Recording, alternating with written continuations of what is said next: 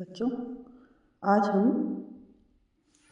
हमारा पर्यावरण इस पाठ का अध्ययन कर रहे हैं और कुछ महत्वपूर्ण प्रश्नों के उत्तर हम यहाँ करेंगे।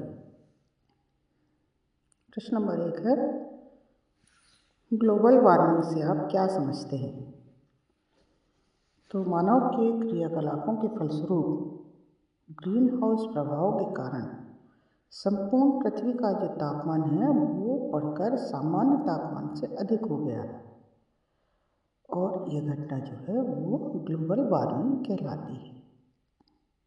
प्रश्न नंबर 2, ओजोन परत क्या है और वह क्यों क्षीण हो रही है? उत्तर है, हमारे वायुमंडल में समुद्र सतह से 32 से 80 किलोमीटर तक ओजोन की एक मोटी परत पाई जाती है जिसे ओजोन परत कहते हैं। ओजोन परत एरोसोल या क्लोरोफ्लोरोकार्बन जैसे प्रदूषकों की उपस्थिति के कारण क्षीण हो रही है। प्रश्न नंबर 3, खाद्य जाल किसे कहते हैं? तो जब अनेक खाद्य श्रृंखलाएं परस्पर मिलकर एक जटिल पथ बनाती हैं तो एक जाल सा बन जाता है जिसे आहार जाल कहते हैं। फिर सर्वाहारी क्या होते हैं? तो वे जंतु जो अपने पोषण के लिए पेड़ पौधों एवं जंतुओं दोनों पर निर्भर रहते हैं, उन्हें सर्वाहारी कहते हैं। अम्ल वर्षा क्या है? वायुमंडल में जब अम्लीय गैसें जैसे कि CO2, SO2, SO3 एवं नाइट्रोजन के ऑक्साइड एकत्रित हो जाते हैं तो वर्षा के जल में घुलकर अम्ल बनकर बरसते हैं जिसे अम्ल वर्षा कहते हैं। फिर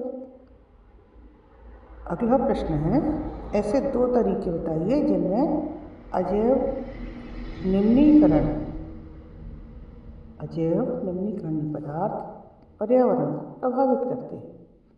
तो ऐसे 2 जो प्रभाव हैं, देखिए, पहला है ये पदार्थ कचरे की तरह एकत्रित होते रहते हैं और इनका प्रबंधन करना कठिन होता है तथा ये प्रदूषक पैदा करते हैं। और दूसरा है कि ये पदार्थ खाद्य श्रृंखला में एक पोषण स्तर से दूसरे पोषण स्तर तक स्थानांतरित होने के कारण इनका जैविक आवर्धन होता है। पारितंत्र किसे कहते हैं? वह तंत्र जो सजीवों एवं निर्जीवों के आंतरिक संबंधों के कारण उत्पन्न एवं विकसित होता है, पारितंत्र कहलाता है। फिर इसमें अपमार्जकों की क्या भूमिका है? तो अपमार्जक यानी कि अपघटक सूक्ष्मजीवी ये होते हैं तो उत्पादकों एवं विभिन्न प्रकार के उपभोक्ताओं के मृत शरीर का अपघटन करके जटिल कार्बनिक पदार्थों को सरल कार्बनिक पदार्थों में परिवर्तित कर देते हैं जिनको उत्पादक अर्थात पौधों द्वारा मृदा में पोषण के लिए अवशोषण कर लिया जाता है।